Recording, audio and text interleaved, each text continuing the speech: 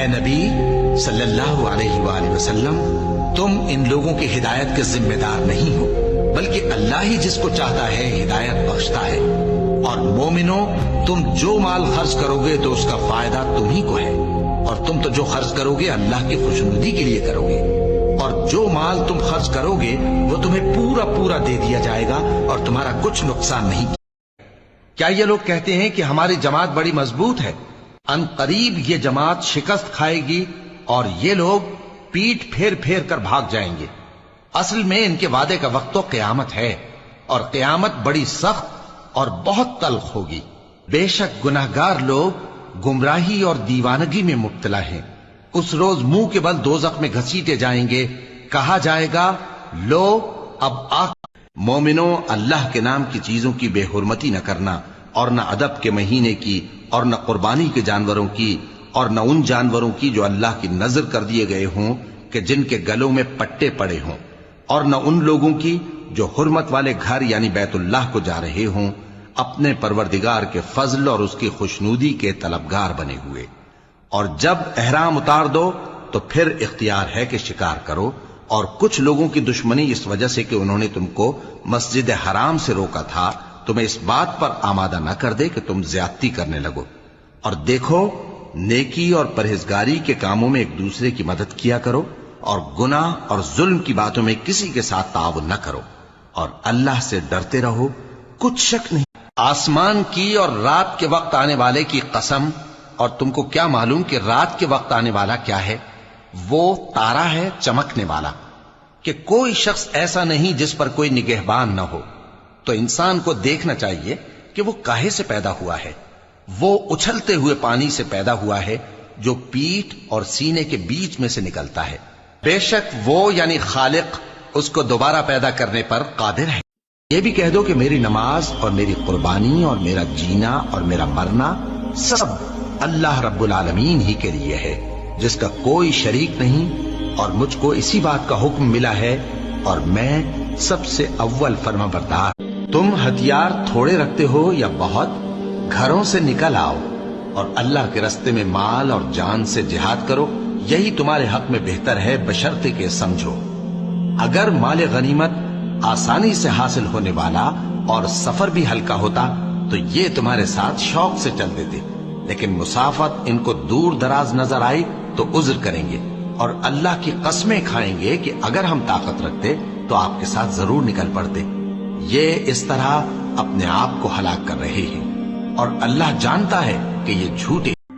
اے ابابیل کو بھیج کر خانہ کعبہ کی حفاظت کرنے والے، فرشتوں کو ننگی تلواریں دے کر بدر کی میدان میں اتارنے والے، حضرت موسیٰ علیہ السلام کو فرعون کے دربار میں پالنے والے، حضرت یوسف علیہ السلام کو کنویں سے نکالنے والے، حضرت عیسیٰ علیہ السلام کو زندہ آسمان پر اٹھانے والے، حضرت ابراہیم علیہ السلام کو آگ سے بچانے والے، حضرت یونس علیہ السلام کو مچھلی کے پیٹ سے نکالنے والے، فلسطین کے مظلوموں کی مدد فرما۔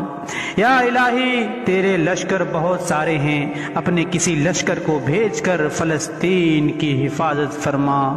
آمین یا رب العالمین۔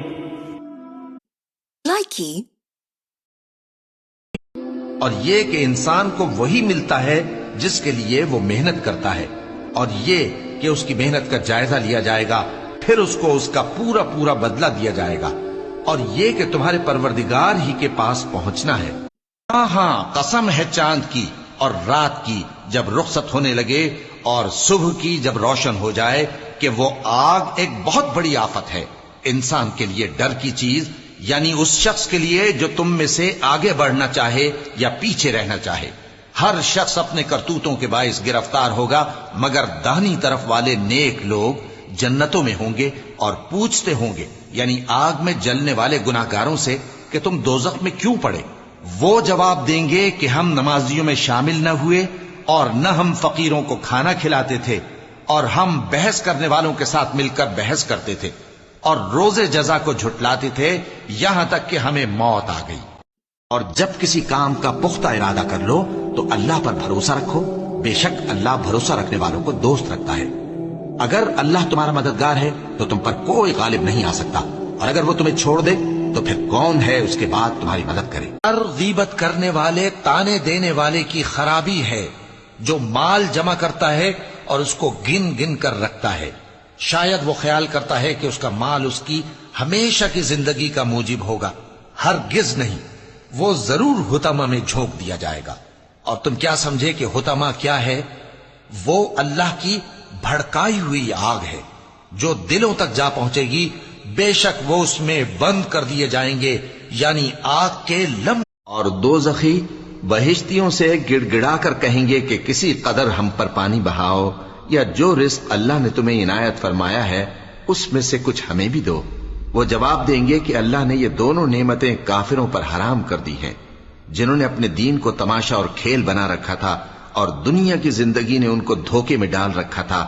تو جس طرح یہ لوگ اپنے اس دن کے آنے کو بھولے ہوئے اور ہماری آیتوں سے منکر ہو رہے تھے، اسی طرح آج ہم بھی انہیں بھلا دیں گے۔ اور ہم نے ان کے پاس کتاب پہنچا دی ہے جس کو علم و دانش کے ساتھ کھول کھول کر بیان کر دیا ہے، اور وہ مومن لوگوں کے لیے ہدایت اور رحمت ہے۔ اللہ آسمانوں اور زمین کا نور ہے، اس کے نور کی مثال ایسی ہے کہ گویا ایک طاق ہے جس میں ایک چراغ ہے، اور چراغ ایک قندیل میں ہے، اور قندیل ایسی صاف شفاف ہے کہ گویا موتی کا سا چمکتا ہوا تارا ہے۔ اس میں ایک مبارک درخت کا تیل جلایا جاتا ہے، یعنی زیتون کا، کہ نہ مشرق کی طرف ہے نہ مغرب کی طرف۔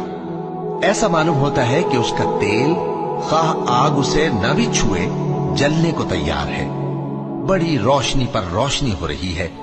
اللہ اپنے نور سے جس کو چاہتا ہے سیدھی راہ دکھاتا ہے، اور اللہ جو مثالیں بیان فرماتا ہے تو لوگوں کے سمجھانے کے لیے، اور اللہ ہر چیز سے واقف ہے۔ جادوگر بولے کہ موسیٰ، یا تو تم اپنی چیز ڈالو یا ہم اپنی چیزیں پہلے ڈالتے ہیں۔ موسیٰ نے کہا بلکہ تم ہی پہلے ڈالو۔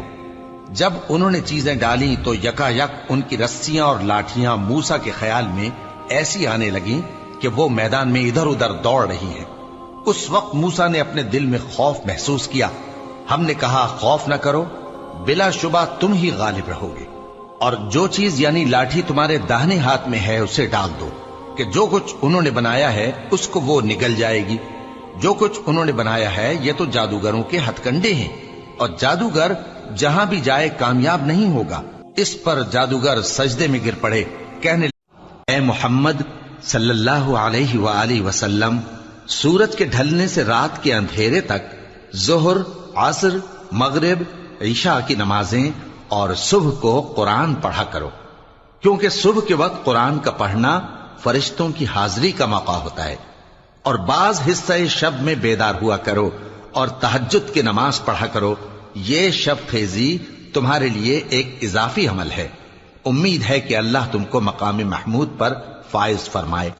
قاف، قرآن مجید کی قسم کہ تم پیغمبر ہو۔ اصل بات یہ ہے کہ ان لوگوں نے تعجب کیا کہ انہی میں سے ایک خبردار کرنے والا ان کے پاس آیا، تو کافر کہنے لگے کہ یہ بات تو بڑی عجیب ہے، بھلا جب ہم مر گئے اور مٹی ہو گئے تو پھر زندہ ہوں گے؟ یہ زندہ ہونا عقل سے بعید ہے۔ ان کے جسموں کو زمین جتنا کھا کھا کر کم کرتی جاتی ہے ہم کو معلوم ہے، اور ہمارے پاس تحریری یادداشت بھی ہے۔ بلکہ عجیب بات یہ ہے کہ جب ان کے پاس دین حق آ پہنچا تو انہوں نے اس کو جھوٹ سمجھا۔ سو یہ ایک الجھی ہوئی بات میں پڑے ہیں۔ کیا انہوں نے اپنے اوپر آسمان کی طرف نگاہ نہیں کی کہ ہم نے اس کو کیسے بنایا اور سجایا، اور اس میں کوئی شگاف تک نہیں؟ اور زمین کو دیکھو، اسے ہم نے پھیلایا اور اس میں پہاڑ رکھ دیے اور اس میں ہر طرح کی خوشنما چیزیں اگائیں تاکہ رجوع لانے والے بندے ہدایت اور نصیحت حاصل۔ اور لوگو، تمہارا معبود خدائے واحد ہے، اس بڑے مہربان اور رحم والے کے سوا کوئی عبادت کے لائق نہیں۔ بے شک آسمانوں اور زمین کے پیدا کرنے میں اور رات اور دن کے ایک دوسرے کے پیچھے آنے جانے میں اور کشتیوں اور جہازوں میں جو دریا میں لوگوں کے فائدے کے لیے رواں ہیں، اور مہ میں جس کو اللہ آسمان سے برساتا اور اس سے زمین کو مرنے کے بعد زندہ یعنی خشک ہوئے پیچھے سرسبز کر دیتا ہے، اور زمین پر ہر قسم کے جانور پھیلانے میں اور ہواؤں کے چلانے میں اور بادلوں میں جو آسمان اور زمین کے درمیان گھرے رہتے ہیں، عقل مندوں کے لیے اللہ کی قدرت کی نشانیاں ہیں، اور بعض لوگ ایسے ہیں جو غیر اللہ کو شریک اللہ بناتے اور ان سے اللہ کی سی محبت کرتے ہیں، لیکن جو ایمان والے ہیں وہ تو اللہ ہی کے سب سے زیادہ دوستدار ہیں۔ اور اے کاش ظالم لوگ جو بات عذاب کے وقت دیکھیں گے اب دیکھ لیتے کہ سب طرح کی طاقت اللہ ہی کو ہے۔ اور اگر ہم یہ قرآن کسی پہاڑ پر نازل کرتے تو تم اس کو دیکھتے کہ اللہ کے خوف سے دبا اور پھٹا جاتا ہے۔ اور یہ مثالیں ہم لوگوں کے لیے بیان کرتے ہیں تاکہ وہ غور کریں۔ وہی اللہ ہے جس کے سوا کوئی معبود نہیں، پوشیدہ اور ظاہر کا جاننے والا، وہ بڑا مہربان ہے، نہایت رحم والا ہے۔ وہی اللہ ہے جس کے سوا کوئی عبادت کے لائق نہیں، بادشاہ حقیقی، ہر عیب سے پاک، سلامتی دینے والا، امن دینے والا، نگہبان، غالب، زبردست، بڑائی والا۔ اللہ مشرکوں کے شرک سے پاک ہے۔ وہی اللہ تمام مخلوقات کا خالق، ایجاد و اختراع کرنے والا، صورتیں بنانے والا، اس کے سب اچھے سے اچھے نام ہیں۔ جتنی چیزیں آسمانوں اور زمین میں ہیں سب اس کی تسبیح کرتی رہتی ہیں، اور وہ غالب ہے، حکمت والا۔ بہت گمان کرنے سے پرہیز کرو کہ بعض گمان گناہ ہیں، اور ایک دوسرے کے حال کا تجسس نہ کیا کرو، اور نہ تم میں سے کوئی کسی کی غیبت کرے۔ کیا تم میں سے کوئی اس بات کو پسند کرے گا کہ اپنے مرے ہوئے بھائی کا گوشت کھائے؟ اس سے تو تم ضرور نفرت کرو گے، تو غیبت نہ کرو، اور اللہ کا ڈر رکھو، بے شک اللہ توبہ قبول کرنے والا ہے۔ ہواؤں کی قسم جو نرم نرم چلتی ہیں پھر زور پکڑ کر جھکڑ ہو جاتی ہیں، اور بادلوں کو ابھار کر اٹھا لاتی ہیں، پھر ان کو پھاڑ کر جدا جدا کر دیتی ہیں۔ پھر فرشتوں کی قسم جو وحی لاتے ہیں تاکہ عذر دور کر دیا جائے یا ڈر سنا دیا جائے کہ جس فیصلے کا تم سے وعدہ کیا جاتا ہے وہ ہو کر رہے گا، جب تاروں کی چمک جاتی رہے، اور جب آسمان میں شگاف پڑ جائیں، اور جب پہاڑ ریزہ ریزہ کر کے اڑا دیے جائیں، اور جب پیغمبروں کے لیے وقت مقرر کر دیا جائے۔ بھلا ان کاموں میں تاخیر کس لیے کی گئی؟ فیصلے کے دن کے لیے، اور تمہیں کیا خبر کہ فیصلے کا دن کیا ہے؟ اس دن جھٹلانے والوں کے لیے خرابی۔ اور اگر یہ خیال نہ ہوتا کہ سب لوگ ایک ہی جماعت ہو جائیں گے تو جو لوگ اللہ سے انکار کرتے ہیں ہم ان کے گھروں کی چھتیں چاندی کی بنا دیتے، اور سیڑھیاں بھی جن پر وہ چڑھتے، اور ان کے گھروں کے دروازے بھی اور تخت بھی جن پر تکیہ لگاتے ہیں، اور یہ سب چیزیں سونے کی بھی بنا دیتے۔ اور یہ سب دنیا کی زندگی کا تھوڑا سا سامان ہے، اور آخرت تمہارے پروردگار کے ہاں پرہیزگاروں کے لیے ہے۔ اور جب اللہ نے پیغمبروں سے عہد لیا کہ جب میں تم کو کتاب اور دانائی عطا کروں پھر تمہارے پاس کوئی پیغمبر آئے جو تمہاری کتاب کی تصدیق کرے تو تمہیں ضرور اس پر ایمان لانا ہوگا اور ضرور اس کی مدد کرنی ہوگی۔ اور عہد لینے کے بعد پوچھا کہ بھلا تم نے اقرار کیا اور اس اقرار پر میرا ذمہ لیا، یعنی مجھے ضامن ٹھہرایا؟ انہوں نے کہا ہاں ہم نے اقرار کیا۔ فرمایا کہ تم اس عہد و پیمان کے گواہ رہو اور میں بھی تمہارے ساتھ گواہ ہوں۔ اب جو لوگ اس کے بعد پھر جائیں تو وہی بد کردار ہیں، اور جو اللہ پر بھروسہ رکھے گا تو وہ اس کے لیے کافی ہوگا۔ اللہ اپنے کام کو جو وہ کرنا چاہتا ہے پورا کر دیتا ہے۔ اللہ نے ہر چیز کا اندازہ مقرر کر رکھا ہے۔ جو لوگ اللہ کے اقراروں اور اپنی قسموں کو بیچ ڈالتے ہیں اور ان کے عوض تھوڑی سی قیمت حاصل کرتے ہیں، ان کا آخرت میں کچھ حصہ نہیں۔ ان سے اللہ نہ تو کلام کرے گا اور نہ قیامت کے روز ان کی طرف دیکھے گا، اور نہ ان کو پاک کرے گا، اور ان کو دکھ دینے والا عذاب ہوگا۔ جو لوگ اپنا مال اللہ کی راہ میں خرچ کرتے ہیں ان کے مال کی مثال اس دانے کی سی ہے جس سے 7 بالیں اگیں اور ہر ایک بال میں 100 دانے ہوں، اور اللہ جس کے اجر کو چاہتا ہے اور زیادہ کرتا ہے، اور اللہ کشائش والا ہے، سب کچھ جاننے والا ہے۔ بے شک انسان پر زمانے میں ایک ایسا وقت بھی آ چکا ہے کہ وہ کوئی قابل ذکر چیز نہ تھا۔ ہم نے انسان کو ملے جلے نطفے سے پیدا کیا تاکہ اسے آزمائیں، تو ہم نے اس کو سنتا دیکھتا بنایا، یقیناً ہم ہی نے اسے رستہ بھی دکھا دیا۔ اب خواہ شکر گزار ہو خواہ ناشکرا۔